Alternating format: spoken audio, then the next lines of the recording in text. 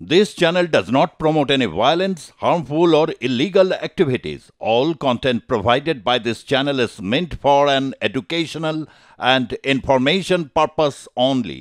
নবান্নে প্রশাসনিক এই বৈঠক থেকে মুখ্যমন্ত্রী মমতা বন্দ্যোপাধ্যায় বালি পাচার রোধে পুলিশ প্রশাসনকে কড়া ব্যবস্থা নিতে বার্তা দিয়েছিলেন। তারপরেই আসানসোলের কুলটিতে পাচার পথেই শুরু হয়ে যায় ধরপাকড়। বালি পাচার রোধ করতে গিয়ে রীতিমতো পুলিশকে বিক্ষোভের মুখেও পড়তে হয়েছিল। এমনকি পথ অবরোধ করেও বিক্ষোভ চলে। বিক্ষোভকারীদের দাবি এটাই তাদের রুজি রুটি। এলাকায় কোনো কর্মসংস্থান নেই কোনো কারখানা। বাধ্য হয়ে বালি কারবার করেন তারা। বলা ভালো বেআইনিভাবে বালি পাচার করেন। সমাজ মাধ্যমে ভাইরাল হয় বিক্ষোভের সেই ভিডিও, যার সত্যতা অবশ্য যাচাই করেনি আর+ নিউজ। আমরা এ নিয়ে কথা বলবো। সরাসরি চলে যাব আমাদের প্রতিনিধি ছোটন সেনগুপ্তর কাছে। ছোটন, এলাকার মানুষের যে দাবি, গুরুতর দাবি, যেহেতু কোনো কর্মসংস্থান নেই, তাদের কাজ নেই, পেট চালাতে হবে, তাই বালি পাচার, এবং সেটা বেআইনি, যেটা বন্ধের নির্দেশ মুখ্যমন্ত্রী স্বয়ং দিয়েছেন। এরপরে দাঁড়িয়ে তাদের এই যে রুজি রুটি ইত্যাদি ইত্যাদি বিষয়গুলো নিয়ে ভাববার কথা প্রশাসনের। স্থানীয় প্রশাসন একদম গ্রাসরুট লেভেলে তারা এই স্থানীয়দের বিক্ষোভ নিয়ে কি বলছেন? দেখো প্রবীরদা, এখন পর্যন্ত প্রশাসনিক কোনো প্রতিক্রিয়া পাওয়া যায়নি। তবে একটা যে দাবি উঠছে যে বালি পাচার করতে দিতে হবে, যেহেতু এলাকায় কোনো কর্মসংস্থান নেই, এবং সেই দাবি কিন্তু তুলেছেন সাতকড়িয়া এলাকার কিছু মানুষ। এবং আজকে তারা বলেছেন যে যেহেতু এলাকায় কোনো কর্মসংস্থান নেই, তাই তারা বাধ্য হয়ে বালি পাচার করছেন, এবং বালি পাচার করাটি কাজে তাদের রুটি সংসার চলছে। আর যেহেতু কোনো কর্মসংস্থান নেই, তারা এই কাজ করছেন।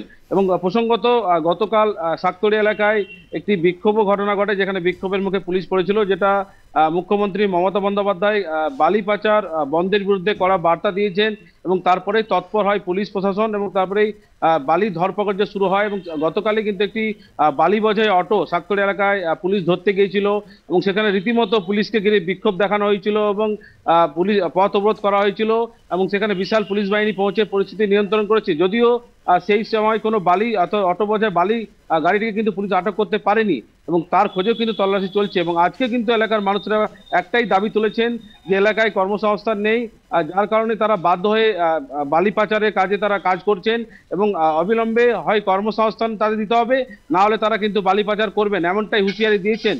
এবং প্রসঙ্গত ইতিমধ্যেই পুলিশের তরফে এই বিষয়টি খতিয়ে দেখা হচ্ছে, যেহেতু মুখ্যমন্ত্রী করা বার্তা, এবং সেই বার্তার পরেই কিন্তু কুলটিতে একেবারে ধরপাকড় চলছে। এবং তার মধ্যেও দেখা গেল যে প্রকাশ্য দিনের আলোয় কিন্তু বালি পাচার চলছে।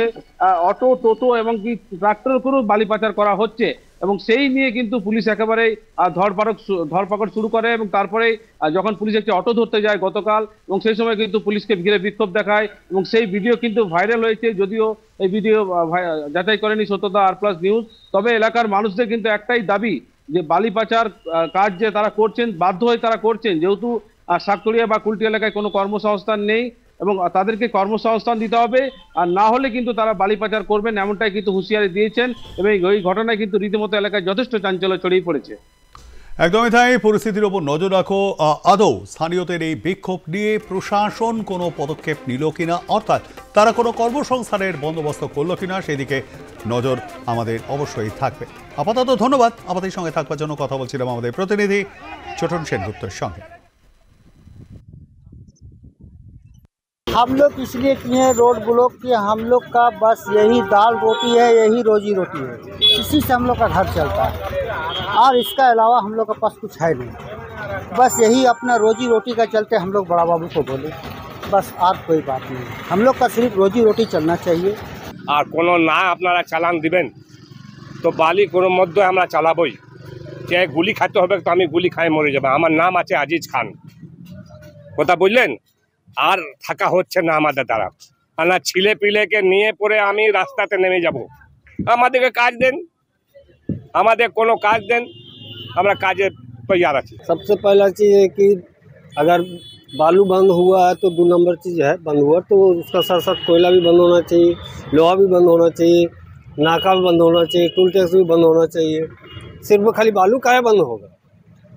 और इतना गरीब लड़का लोग है जो यहाँ कल कारखाना नहीं है कुल्टी बेल्ट के अंदर में, तो जाएगा कहाँ, करेगा क्या? अगर एक तो अगर गाड़ी चलता तो उसका पीछे पूरा 10 तो परिवार चल रहा है, तो गरीब आदमी जाएगा क्या। हम लोग इसलिए किए